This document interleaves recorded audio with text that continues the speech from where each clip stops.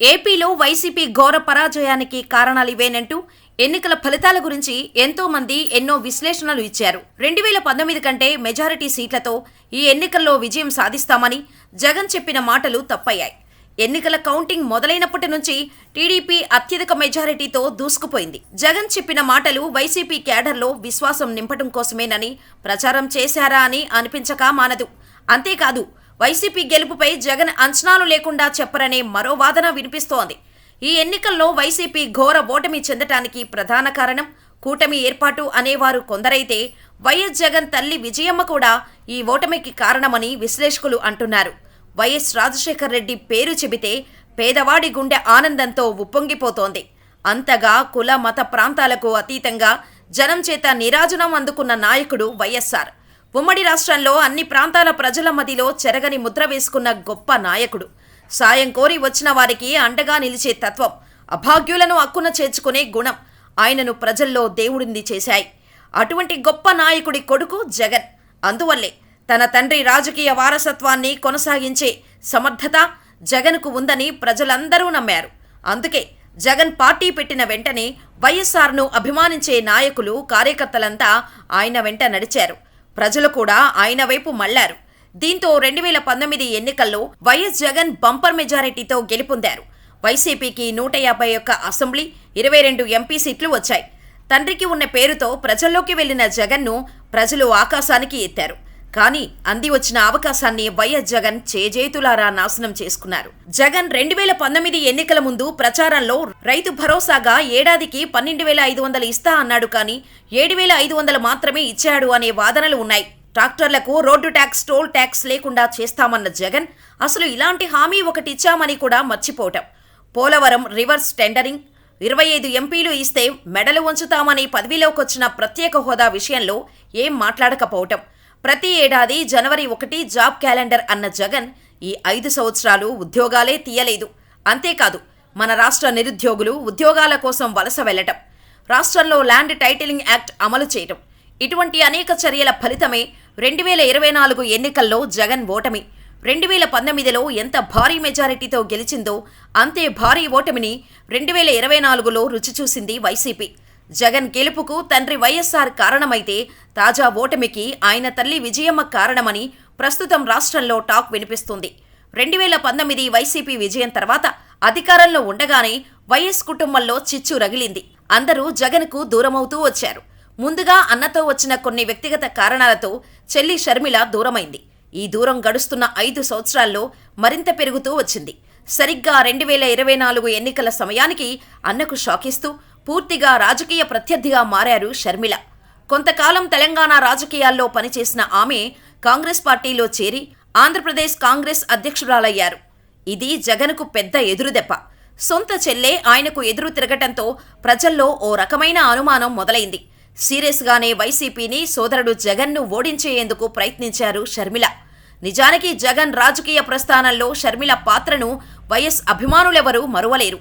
జగన్ జైలులో ఉన్నప్పుడు క్యాడర్ను కాపాడుకుంటూనే పాదయాత్ర ద్వారా తమ కుటుంబానికి సానుభూతి సంపాదించి పెట్టారు. 2019 ఎన్నికల సమయంలో ఆమె ప్రజలతో మమేకమై జగన్ కోసం ప్రచారం చేశారు. ముఖ్యంగా బై బై బాబు అంటూ ఆమె చేసిన నినాదం వైసీపీ శ్రేణుల్లో ఉత్సాహం నింపింది. 2019లో వైసీపీ ఘన విజయం సాధించి అన్నకు గిఫ్ట్ ఇచ్చారు షర్మిల. ఇలా ఉన్న సమయంలో ఎన్నికలకు కొన్ని రోజుల ముందు వైఎస్ విజయమ్మ అమెరికా నుంచి షర్మిలకు మద్దతుగా వీడియో రిలీజ్ చేశారు. ఈ వీడియో జగన్ రాజకీయ ప్రస్థానాన్ని గట్టి దెబ్బ కొట్టిందని చాలామంది వైసీపీ నాయకులు అంటున్నమాట. ఈ వీడియోలో కడప లోక్సభ స్థానానికి కాంగ్రెస్ అభ్యర్థిగా పోటీ చేస్తున్న వైఎస్ షర్మిలకు మద్దతు ఇవ్వమని, కడప ఓటర్లు షర్మిలకు అండగా ఉండాలని, వచ్చే ఎన్నికల్లో షర్మిల విజయం సాధించాలని విజయమ్మ చెప్పుకొచ్చారు. కాగా ఈ వీడియోలో ఎక్కడా తన కొడుకు జగన్ గురించి ప్రస్తావించలేదు. దీంతో సొంత చెల్లే కాదు, కన్న తల్లి కూడా జగన్ను నమ్మటం లేదని ప్రజల్లోకి బలంగా వెళ్ళింది. ఇది చిన్న విషయంలాగే కనిపించినా వైసీపీకి చాలా పెద్ద డ్యామేజ్ చేసింది. ఇదే విషయాన్ని ధర్మవరం మాజీ ఎమ్మెల్యే కేతిరెడ్డి వెంకట్రామరెడ్డి లాంటి వారు బహిరంగంగానే వైసీపీ ఓటమికి విజయమ్మే కారణమని అంటున్నారు. ఎన్నికల ప్రచారం వేళ వైఎస్ విజయమ్మ కనీసం ఒక్కసారైనా జగన్తో కనిపించి ఉంటే పరిస్థితి వేరేలా ఉండేదని వైసీపీ నాయకుల భావన. ఆమె వైసీపీకి ప్రచారం చేసి ఉంటే వైఎస్ కుటుంబమంతా జగన్తో ఉన్నారనే నమ్మకం ప్రజల్లోకి వెళ్లి ఉండేదని, కానీ విజయమ్మ మాత్రం కొడుకు రాజకీయ భవిష్యత్తును నాశనం చేస్తూ అమెరికా వెళ్లిపోయారని, తండ్రి వైఎస్ఆర్ జగన్ గెలిపించి సీఎం పీఠంపై కూర్చోబెడితే తల్లి విజయమ్మ మాత్రం కొడుకును ఓడించి గద్దె దింపిందని వైసీపీ నాయకులు చెబుతున్న మాట. కుటుంబ తగాదాలు కూడా జగన్ కొంపముంచాయి. సొంత బాబాయ్ వైఎస్ వివేకానందరెడ్డి హత్య, ఇందులో సోదరుడు వైఎస్ అవినాష్ రెడ్డి పాత్ర జగన్ మెడకు చుట్టుకున్నాయి.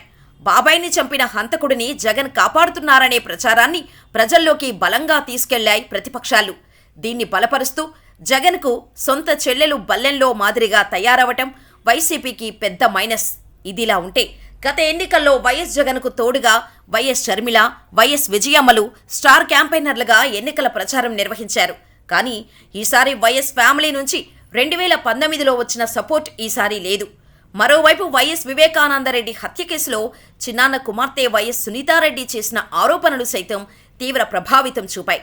దీనికి తోడు వివేక భార్య సుగుణమ్మ, కూతురు సునీత న్యాయ పోరాటం వైఎస్ జగన్ విజయావకాశాలను మరింత దెబ్బతీశాయి. వీరు వైఎస్ జగన్కు ఓటు వేయవద్దని ప్రజలను కోరారు. ఇలా వైసీపీ ఓటమిలో వైఎస్ కుటుంబానికి పాత్ర ఉంది. ఇదిలా ఉంటే వైఎస్ చిన్నాన్న వైవి సుబ్బారెడ్డి తీరు కూడా జగన్ను దెబ్బతీసిందని, సుబ్బారెడ్డి టీటీడీ చైర్మన్గా ఉండగానే తిరుమలలో అనేక అక్రమాలు జరిగాయని, ఇది వైసీపీ ఓటమికి కారణమైందని రాజకీయ వర్గాల్లో ప్రచారం జరుగుతోంది. దీనికి తోడు జగన్ 2019లో ముఖ్యమంత్రిగా ప్రమాణ స్వీకారం చేసిన నాటి నుంచి అనుసరించిన రాజకీయ కక్షపూరిత విధానాలు ఆ పార్టీ ఘోర ఓటమికి కారణమని విశ్లేషకులు చెబుతున్నమాట. అధికారం చేపట్టిన కొద్ది రోజులకే ఉండవల్లిలోని ప్రజావేదికను కూల్చివేయటం, సొంత party MP Raghu Rama Krishna Raju arrest, CID కస్టడీలో ఆయన్ను కొట్టించారన్న ఆరోపణలు, కనీసం ఎమ్మెల్యేలకు అపాయింట్మెంట్ ఇచ్చేందుకు కూడా ఇష్టపడని సీఎం జగన్ ధోరణి, ఇగో టీడీపీ అధినేత చంద్రబాబు నాయుడు అరెస్టుతో వైసీపీ ప్రభుత్వం కక్షపూరితంగా వ్యవహరించడమే కారణాలు అని రాజకీయ వర్గాల్లో ప్రచారం జరుగుతోంది. జగన్ ఓటమికి కారణాలేంటో మీరేమనుకుంటున్నారో మాకు కామెంట్ చేయండి.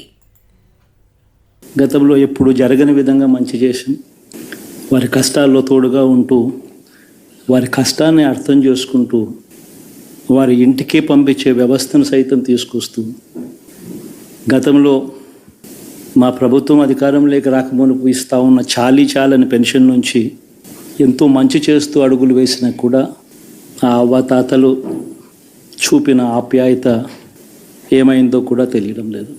దాదాపుగా 1,05,00,000 మందికి పొదుపు సంఘాల అక్క చెల్లెమ్మలకు మంచి జరిగిస్తూ, వారి కష్టాలనే మా కష్టాలుగా భావిస్తూ, ఇచ్చిన ఏ మాట తప్పకుండా అన్ని రకాలుగా వాళ్ళకు అండగా ఉంటూ, ఆసరాతో తోడుగా ఉన్నాం, సున్నా వడ్డీతో సైతం అండగా ఉన్నాం, చేయూత సైతం తోడుగా ఉంటూ నిలిచాం.